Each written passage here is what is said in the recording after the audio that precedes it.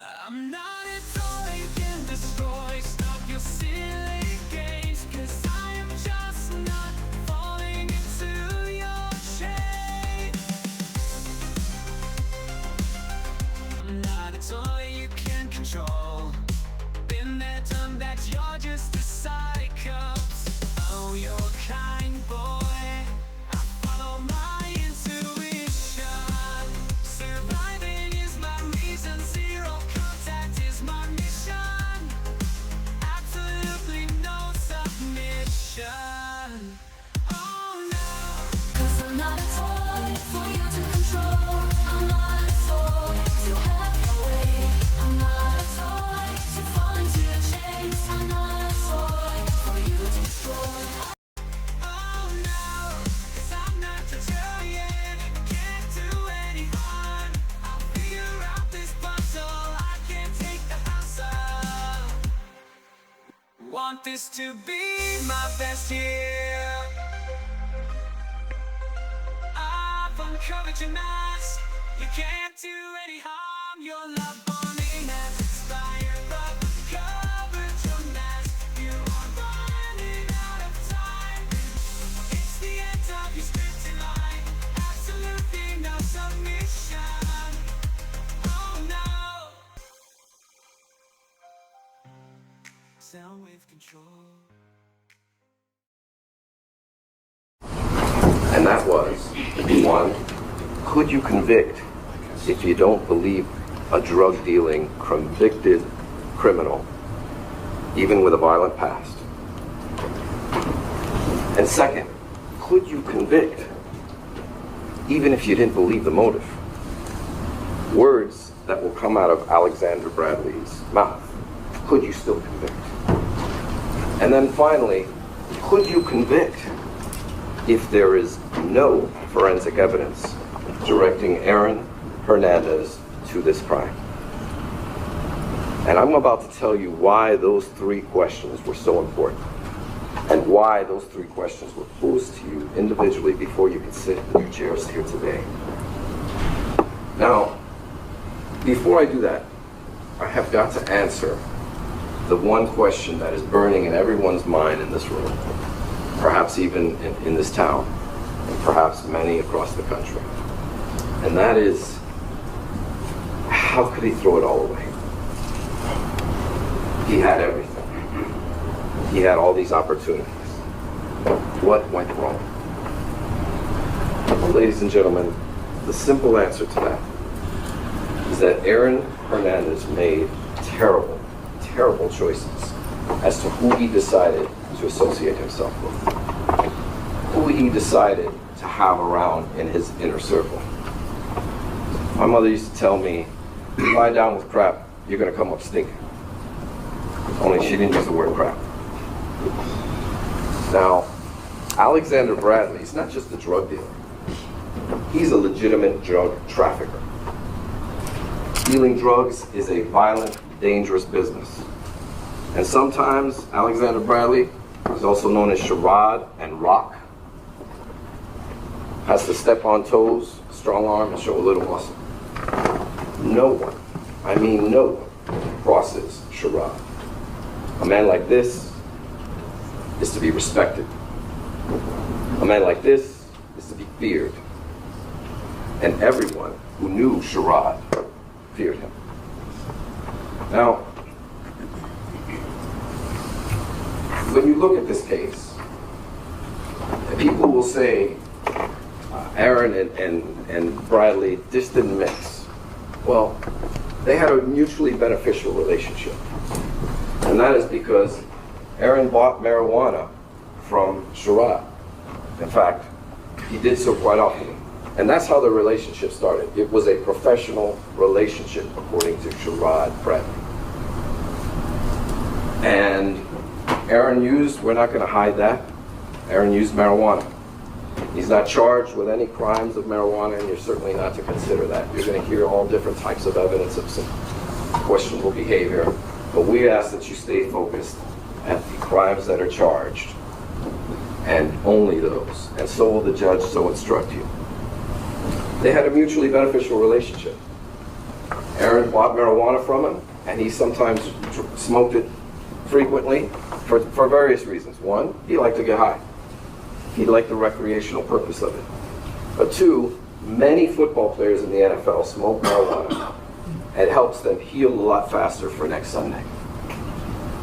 And you may hear, if necessary, we may put on evidence of that to show you that that is something that's commonplace in the NFL. Now, having said that, Bradley served another purpose. While Aaron Hernandez made a good living, he was still making the league minimum at the time of this incident, which means he wasn't Floyd Mayweather carrying around a large entourage. He had to rely on those close to him to protect him from people perhaps harassing him, people trying to take advantage, and sometimes just to be left alone when someone wants to go out to eat or go out for a drink. Many people want to talk about the Super Bowl. Many people want to perhaps take photos or harass them or blame them for dropping a pass. Different things like that. Bradley served that purpose. Bradley was a big guy. No one messed with Sherrod. And Sherrod was able to keep people at a distance when it relates to Aaron. It's another thing. Sherrod didn't need Aaron's money. Sherrod made his own money. You'll hear evidence that he moved anywhere from 10 to 30 pounds of marijuana a month. As I said, this is a serious drug trafficker. But Sherrod liked the athlete life. He liked to be a baller. He's a big guy, not as big as Aaron, but he's close. Sometimes they would all go out. He'd go out with other players like Rob Gronkowski, Brandon Spikes. They'd go to club. Bradley loved the way the women flocked to the athletes. Bradley loved the attention, the VIP life. So it was a mutually beneficial relationship. Were they best friends? They were close at times, not so much at others. Only really been with each other a couple of years, but they were introduced from a mutual friend back in the old neighborhood in Bristol. Okay. Now, Mr. Hagan discussed about he was going to be his godfather. I can assure you that Alexander Sherrod Bradley was not in any church attempting or even considering to be the godfather of Aaron's child. It just doesn't, it's just not true. Now, when you see this case unfold, we really have to dig into the actual evidence. And that's what I want to focus on. And there were quite a few things that were not mentioned during my colleague's opening statement. A significant amount of things. And that's going to take us back to the three original questions. Could you convict if you don't believe Bradley?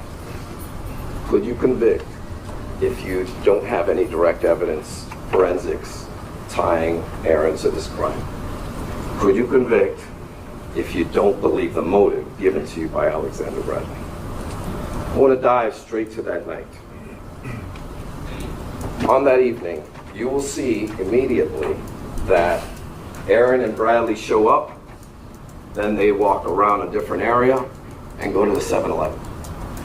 You'll see in the video Aaron holding a bottle of water. They went and bought a couple of things, some gum at 7-Eleven. Then you'll see them briefly in the video crossing the street to Cure. Now, what's fascinating at this point is you have to see the immediate interaction. Once you see Daniel De Abreu, you'll notice him, he's the gentleman with braids. As he walks by, Bradley walks by, and you can immediately see that De Abreu recognizes Bradley. He looks to his right to see if Bradley notices him, and then he looks down, almost turns away. You then see at some point Bradley pointing in the direction of De Abreu. At that point, everyone goes into the club. You don't see anything that's outside of the commonplace of whatever could be noticed on the video. Now, Mr. Hagan wanted to bring up about these two worlds. Yes, they did live in two worlds. And there's nothing wrong with that. That's our country. We live in a capitalist system. There are people who work hard, and some people succeed, others do not. And that shouldn't be held against someone. I can assure you, no one gave Aaron Hernandez anything. As a child, his father pushed him in sports. While other kids were playing video games and hanging out and having sleepovers, he was running more laps. He was catching more passes. He was doing everything his father told him to do so that one day he could realize his dream and be a professional athlete. Then when he goes to college, he's on the field 10, 14 hours a day, putting his current and his future health at risk so we can all cheer about this game that they play. Yes, I can assure you, no one gave him anything. Whatever Aaron Hernandez got as a result of his hard work, he earned. And it should not be used against him in any way, shape, or form because he succeeded in that regard, because he worked hard. They walk into the club, and there's one name that fell deathly silent during Mr. Hagan's opening statement, and that is the name of Jamie Furtado. Now, we're going to show you that they were in the nightclub for only 9 minutes, not 10. You'll see exactly down to the second when the camera loses focus of Aaron going in and coming out. In that 9 minutes, the state would have you believe that someone so recognizable as Aaron Hernandez. Now let's face it, Aaron Hernandez is not the most popular patriot in this town. Of course, that distinction would go to Tom Brady. But he's quite recognizable. There are only approximately 3 to 7% football players that are of Hispanic descent. He clearly stands out. Now, he goes in this nightclub and not a single person notices any type of altercation or any incident whatsoever. That's a fact. And that's exactly what's going to happen. Not only did any patrons or any employees not see a single thing, the 3 men that were with Daniel De Abreu and Sofio Furtado didn't see anything either. They're going to come and tell you they had no problems with anyone. And you would think that if any interaction happened, that somebody, some soul, may have seen it. But that's not the case. Now we get down to the actual timeline. And the timeline is clear in this case. And that is because of Jamie Furtado. He works security at Cure. He will tell you that he saw Aaron come down, and then basically as you see everyone coming down, it might look like they're together because they're entering at the same time. Cure is underground, so they go down the stairs. And it could appear to any observer that all these gentlemen are together. But they were not. Jamie Furtado will tell you that he saw Aaron because he stands out. He's a big guy. Not only big in height, but also broad-shouldered, pretty big guy. He saw at that time Aaron walk away towards the bar. He walks away, clearly not interacting with these other individuals. Not only that, you'll see a possible receipt that I think De Abreu or Furtado didn't buy a drink until several minutes later. At some point, just a few minutes later, almost 10 minutes, which is right around the time that they leave, Aaron walks up to Jamie Furtado, and another individual is with Aaron. It's a fan. He wants his picture taken with Aaron Hernandez. Sometimes it's not good for a celebrity or an athlete to take too many pictures in bars and nightclubs. It gives the wrong image. It doesn't look good if you go on social media and all you do is see partying, partying, partying, partying. So many athletes and celebrities want to take pictures away, a little bit to the side. Not only that, it also discourages other people from coming around and asking for pictures and pictures. Then you're not even having a good time anymore. So what happens is, he walks up to Jamie and says, "Hey, can you take a picture for the fan for me?" And Jamie says yes. Jamie Furtado takes a photograph of Aaron Hernandez and this other individual, this fan. Now, as Mr. Hagan said, it's a Sunday night. Not a lot happening in this town on a Sunday night. maybe 30 to 50 people max at the bar, at this nightclub. They scan every individual's ID that comes through the door. Not only that, there's video of everyone who comes through the door. Do you think, knowing this important information, knowing how crucial this is to everyone, not only to the life of Aaron Hernandez, but to the victims in this case, that maybe the police would say, you know what? We should try and track down who that fan was and see that picture. Why? Because if there's a spilt drink all over Aaron, we'll be able to use that in this case. But nothing could be more simpler. People have to put their driver's license to get in the club on video. Not only that, you also have the video of the people coming in. They don't do that. And there's a reason for that. And that's because Jamie Furtado will tell you, as soon as they took that picture, he left. Aaron left the bar. We know that because they were only in the bar 9 minutes. So not only do you have 0 witnesses, you have 0 probability of this happening. And then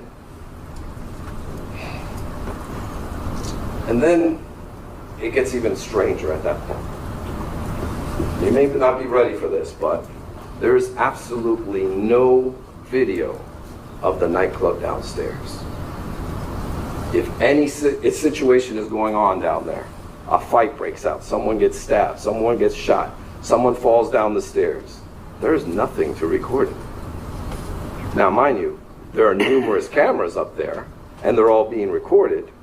But ladies and gentlemen of the jury, you will find out that that video mysteriously disappeared. They didn't go looking for a picture, and they didn't go looking for this video. You will hear this going on when it comes to the video.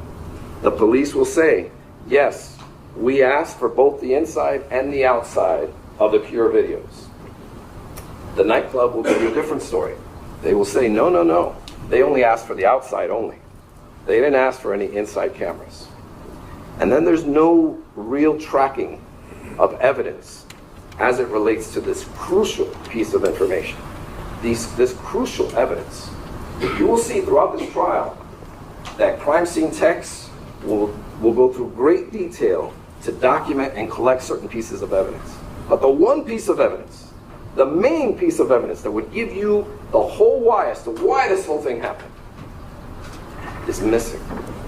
It's disappeared. And you can only conclude one of two things. Either the police saw what was on it at some point, and didn't like it.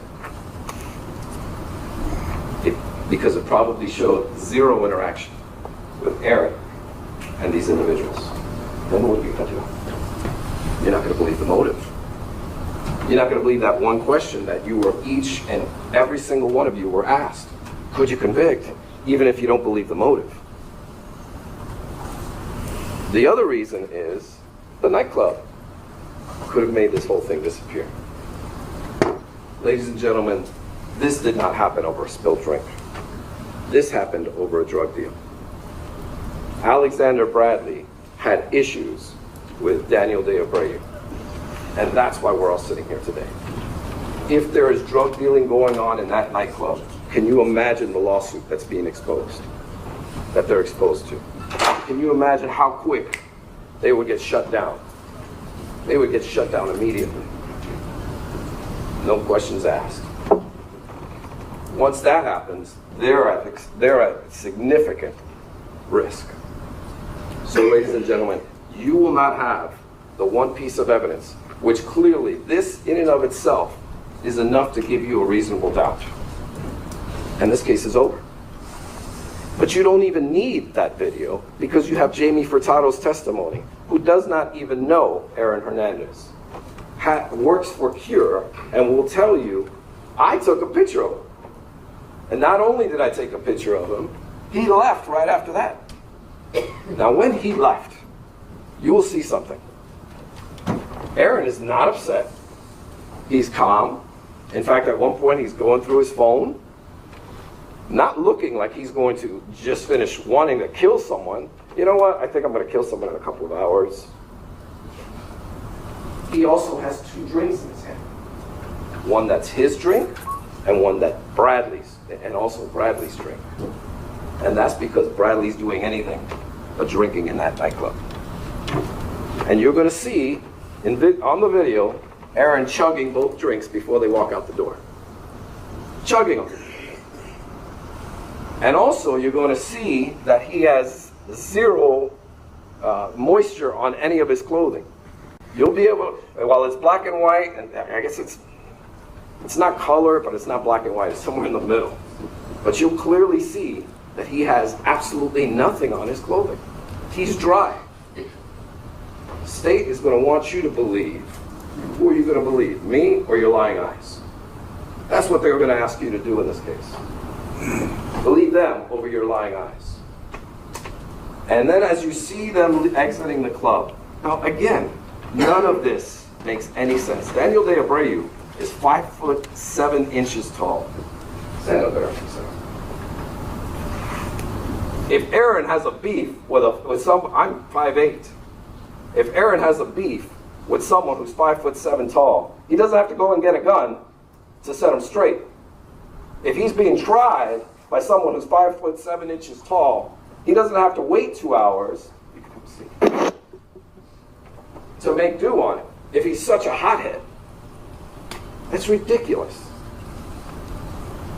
It's absurd, and it doesn't pass the laugh test. This is no laughing matter, because despite all of this, despite that the fact that the video is missing, despite Jamie Furtado, Aaron sits here as a citizen accused of murder. You saw how in the beginning, Mr. Sheehan reading charge after charge after charge after charge. And by the end of this case, you're going to see just how scary it is, because it's so easy to accuse someone like this. And just how you really don't need any evidence, because you can get an experienced prosecutor to come up here and tell a marvelous story. Doesn't have to back it up with any evidence, though. But that's where you come in. Despite that you were asked those 3 questions as to could you convict, even though we have a drug-dealing liar up here. Could you convict, even though you don't believe the motive? Because we know that that is going to get shot down completely. Could you convict if there's no science to show you that there's no evidence where it should be? No evidence where it should be. Now, we're going to be highly critical, it's true, of this investigation. And I want you to know something. Some of the evidence that will come out about this investigation will be outright intentional misconduct by law enforcement. And some of it will be simple negligence. But if you're sitting in this chair, accused of murder, it doesn't make a difference.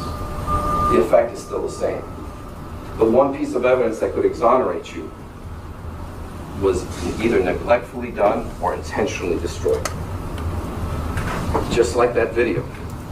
It doesn't make a difference whether Cure had any reason to get rid of it, or police didn't take proper steps to collect it. The effect is still the same. It's gone. It's gone forever. And the one that it hurts most is Aaron. And if it could happen to him, someone so recognizable, it's a scary thought. It's an incredibly scary thought. And it doesn't matter what resources you have, where you come from, whether you're black or white. It doesn't matter to any of those things. It's all about justice. And what your verdict must show is justice in our search for the truth. And that's where we're going. We're going on a search for the truth to get through the noise and actually hear some of this evidence. Now, one of the things that you will hear as it relates to forensics, it's true when you were qualified, there is no science that will connect Aaron Hernandez to this case. Absolutely none. No fingerprints, no DNA, no gunshot residue, different things that police looked for and didn't find.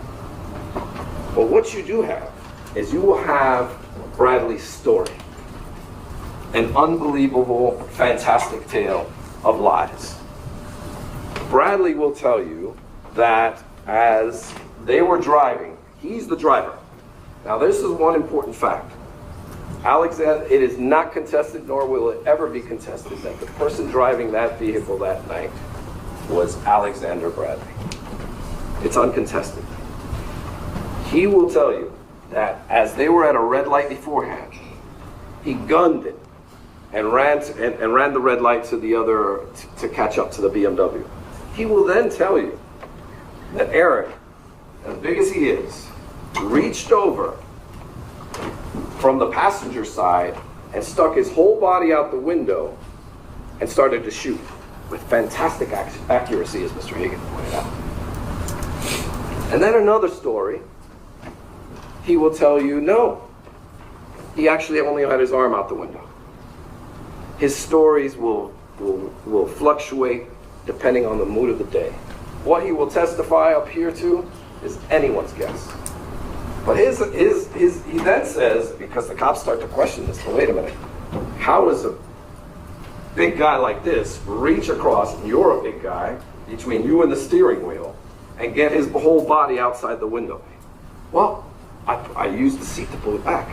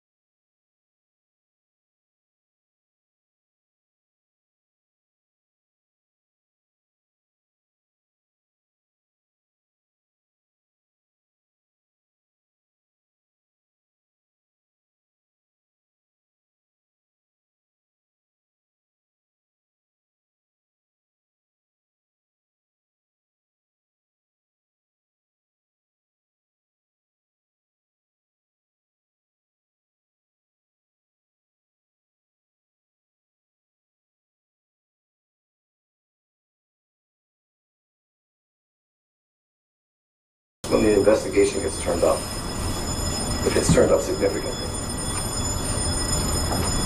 Now that takes us to West Palm Beach. What you will realize, and what you probably already know because of your past experiences, that to a drug dealer, South Florida is Candyland. It's like a kid in a candy store. And Bradley had been to Florida numerous times. He had been a couple times with Aaron. He had been a couple times on his own. What happened in West Palm Beach, Florida, is that they went to block parties, and they went, it's true, Deontay Thompson had a Super Bowl party to celebrate the Super Bowl. And then at that time, Aaron introduced Bradley, and had previously as well introduced him to some of his friends that he went to college with, and their friends introduced him to people, and so on and so on. And there were some unsavory characters there. And Bradley went down and actually did a drug deal. You'll hear evidence, of course, ladies and gentlemen, that it is not like Bradley will testify to, that there were far more guys that went to the strip club that night. And you will see evidence that the location of this incident was past their hotel room, further north. And you will see evidence, ladies and gentlemen, that that's why Bradley got shot. He was shot in a secluded warehouse area. Now, Bradley wants you to say, well, he fell asleep and didn't go through certain areas. And the evidence that he will testify to, the things that he will tell you, are not consistent with that of the crime scene. Let's not even get into the fact that he lied to the police. And that's what the state wants you. The government's coming here and asking you, look, just so he lies to the police, doesn't matter. Believe him now. He's lying about this shooting. He clearly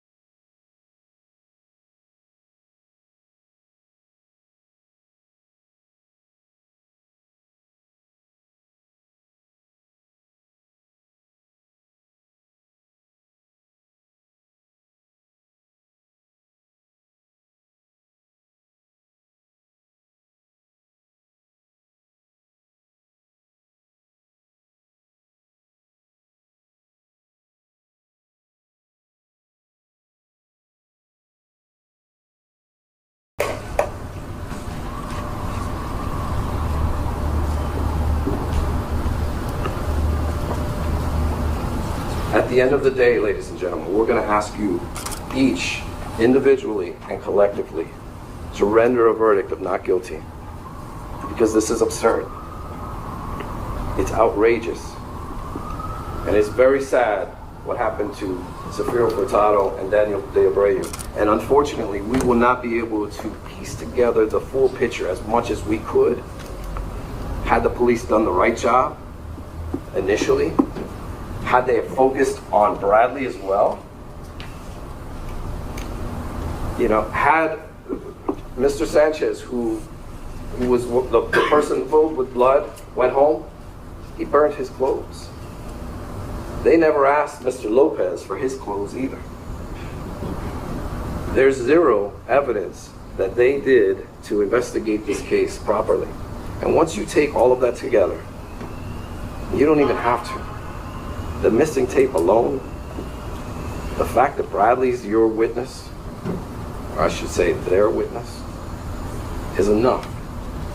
The fact that they can't prove Bradley didn't shoot Daniel De Abreu and Safiro Furtado is simply more than enough. Reasonable doubt, where you will have no choice but to conclude that Aaron Hernandez is not guilty, both factually, literally, and legally. Thank you all very much for paying attention. From your approach. Yeah.